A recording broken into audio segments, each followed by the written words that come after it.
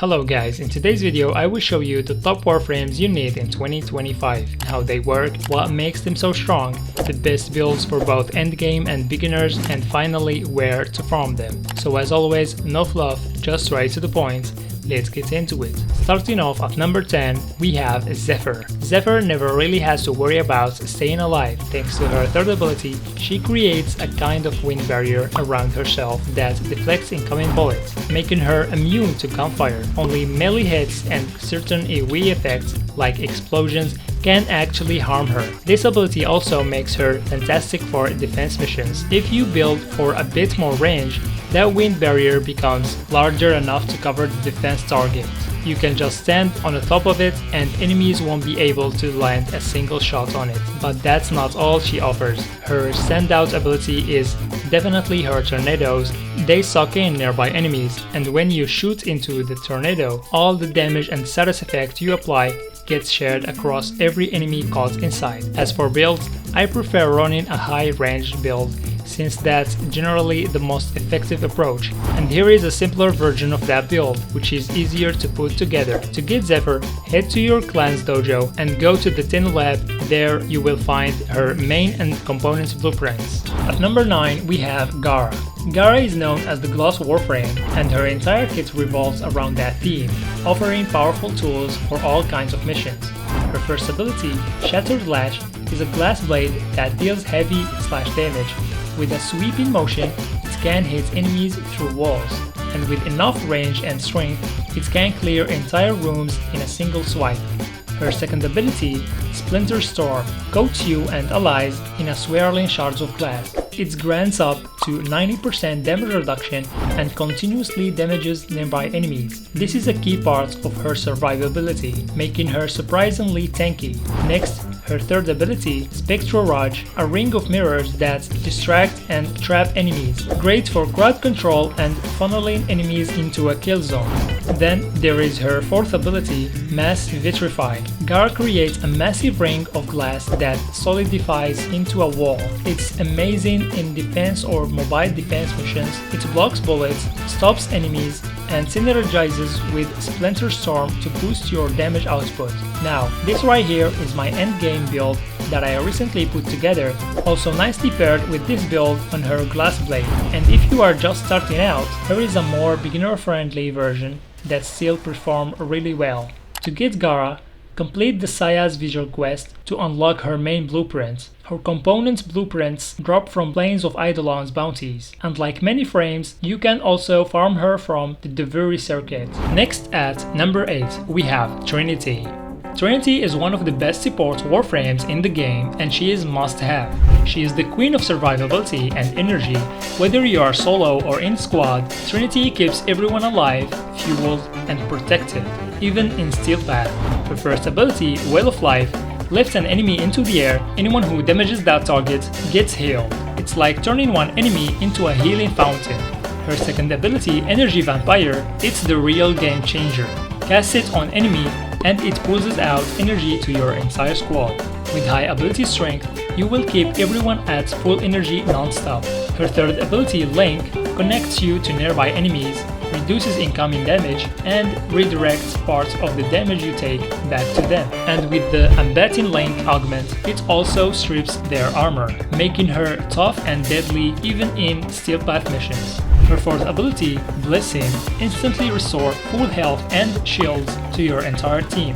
It also grants a powerful damage resistance buff for a short time, and with the right augments and setup, she becomes even stronger, like gaining a massive crit chance boost or spreading energy pulses faster. This build here is one of the best high-end setups for Trinity, and here is a simpler version if you are just starting out. You can farm her yourself by buying the main blueprints directly from the market, and her components drop from the Ambulas boss fights on Pluto. Alternatively, you can unlock her from the Duviri circuit, and if you do, you will also get her Vampire Leech augment at the same time, which is super useful. Before we dive back in, if you could hit that like button, it really helps the YouTube algorithm notice the channel and to support a fellow Tenno. Much appreciated. Next at number 7 we have Saryn. Saryn is one of the strongest Warframes in the game, especially for clearing out crowds fast. She doesn't rely on critical hits like some frames. Instead, she spreads damage over time, effects like Viral, Toxin, and Corrosive that melt enemies across the map. Her first ability, Spores, infects enemies with Toxin. When infected enemies are damaged or die, the spores spread to other nearby enemies, dealing more damage over time with each bounce. Her second ability, Molt, lets you drop a decoy that distracts enemies while giving you a quick speed boost. This helps you escape danger or reposition yourself in a fight. Her third ability, Toxic Lash, empowers your weapons with bonus damage that guarantees more status procs with every hit. Pair it with Spores and you will be shredding everything in your path. Her fourth ability, Miasma, is a large AoE blast that deals viral damage and enhances any status effects enemies are already suffering from. When used after Spores and Toxic Lash, it becomes a full room wipe. Now for builds. This is my go-to and setup build for strength, and here is a beginner-friendly version that's easier to put together but still incredibly effective. To get Saryn, buy her main blueprints from the market and her parts drop from the Killa de Thyme boss on Sidna, or you can get her from the Duviri circuit, which is a great option if you are progressing through that mod. At number 6 we have Harrow.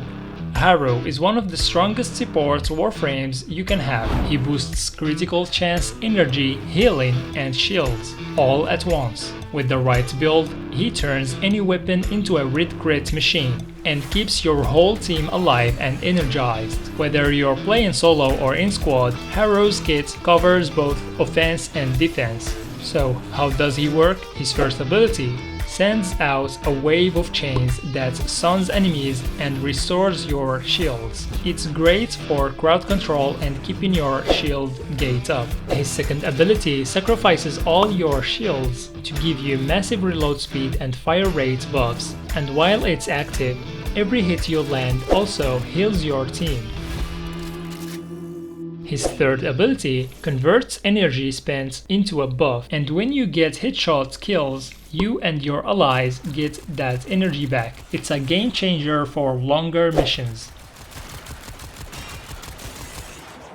And his ultimate gives your squad temporary invincibility. After that, all the damage you absorbed is turned into a massive crit chance buff, perfect for hitting hard right when it counts. For builds, I've got one for high level content and another one that's beginner friendly but still hits hard. As where to farm it, you can get his blueprint from the Chains of the Harrow quest, and his parts drop from Void Fissures, Uva missions, and Defection. But honestly, just farm him from the Duviri circuit. It's way easier, and you can grab his Sensual Augment, Lasting Covenant while you are at it. If you love speed, Gauss is the Warframe for you.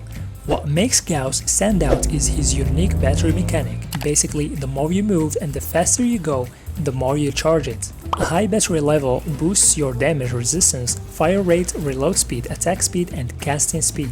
And if you keep it maxed out long enough, you can actually become completely invincible. Gauss is perfect for bigger maps, and if you like staying active and zipping around while dishing out damage, he's your guy. As for builds, this is the setup that I like to use when I want to bring some serious power into a mission, and here is a more beginner-friendly version that's easier to put together. To get Gauss, just grab his main blueprints from the market. You can farm his parts in the Disruption mission Kappa on Sidna. Next at number 4, we have Protea. Protea is one of the most complete and versatile Warframes in the game. Perfect if you are looking for utility, damage, and support in one package. Her first ability deploys shield drones that attach to you and your squad. These drones are amazing for shield gating, especially in high-level missions, making it super easy to survive hits that would normally down other frames. It's why many consider her the best Warframe for mastering shield gate mechanics. Her second ability, Blaze Artillery. These deployable turrets fire rapid shots that scale massively with enemy levels. With the right setup, this ability can absolutely melt rooms of enemies, even on steel path. Her third ability, Dispensary, creates a gadget that gives you energy, ammo, and health orbs over time. Place one down, and you will never have to worry about energy again for you or your team.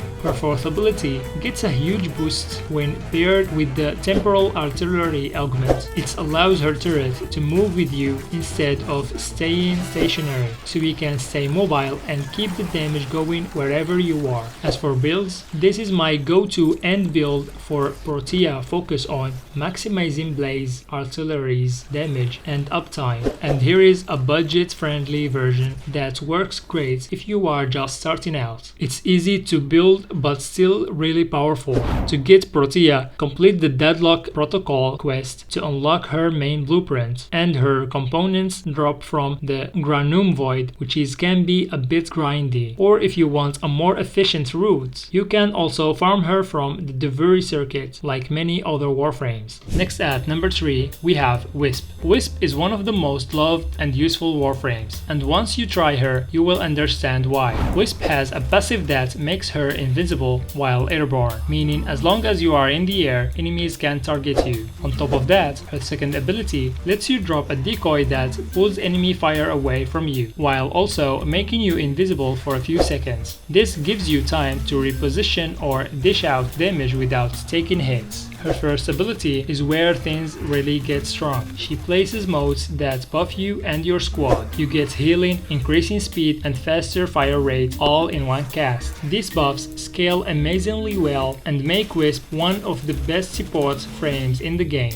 Her third ability, Breach Surge, is a powerful house. It blinds enemies and causes any damage you deal to them to multiply across nearby enemies. Paired with AoE damage, this becomes a room clearing tool even in Steel Path. And while her fourth ability was often ignored in the past, a new 2025 augment now makes it much more useful, especially when modded right. For builds, this right here is my main build for Wisp in endgame missions. It keeps the buffs strong and energy flowing and the damage scaling. And here is a budget version that's perfect for beginners, still powerful but easier to put together. To get Wisp, you will first need to complete the Chimera Prologue quest. After that, farm her parts by defeating the Ropaloless boss on Jupiter. It may take a few rounds, but she is 100% worth it. Next at number 2, we have Revenant.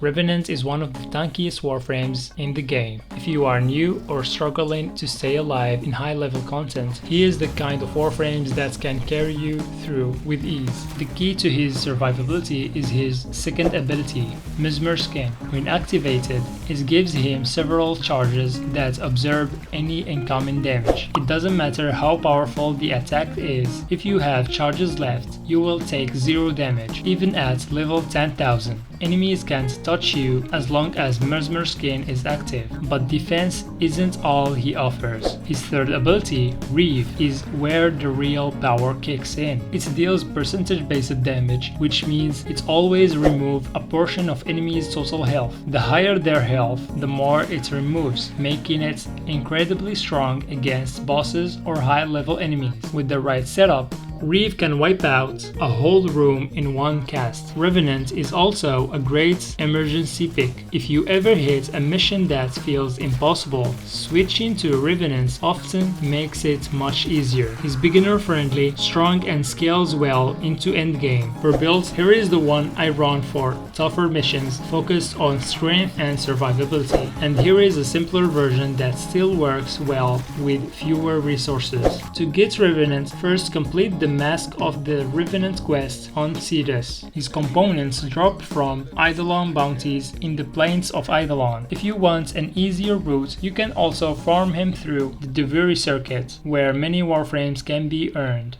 Next at number 1 of this list, we have Dante. Dante is the ultimate endgame Warframe, and once you will see what he does, you will know why. Let's start with his second ability, which generates massive overguard for both yourself and your entire squad, and makes high-level missions way easier to handle. Then Dante summons flying books that distract enemies and make them take more damage from all resources. It's both crowd control and damage amplifier in one. Dante drops turret books that float and auto-fire on enemies, stack a few of them, and you've got 3 DPS shredding enemies across the map. And finally, we can't ignore his Exalted Toe. It's a magic weapon built into his kit that deals massive damage and scales insanely well. But maybe you prefer sticking to your main Warframe while still getting support. That's where Dante's Spectres comes in. But don't expect a full Dante experience. You are getting a taste, not the whole spellbook. Now, let's talk builds. This is my current endgame Dante loadout, along with the build I use for his Exalted Toe. And here is a budget-friendly version that's incredibly strong but easier to put together. To get Dante, complete both Dead Protocol and Whispers in the Walls quests, then farm him in the Armatus mission on Deimos, or trade Vissel Capillaris with Lloyd and Sanctum Anatomica for his blueprints. Hey guys, before you go, there is something I want to confess. This video took me over 40 hours to complete, and if you made it this far, thank you. I would truly appreciate it if you could drop a like and subscribe, if that's not asking too much. Your support on the last video meant the world to me. Honestly, you made the last few weeks some of the best of my life. Every like, every comment, every sub means a lot. There is so much more I want to try and so many ideas I'm excited to share, and I want to make it all easy and fun and enjoyable for you to watch. And the most important one of all, straight to the point. If you have anything to say about the video or the edits to improve, then let me know. I reply on every single comment. And hey, don't forget to subscribe too. Yeah? Thank you for being here for the last one and for this one. See you on the next video. Peace.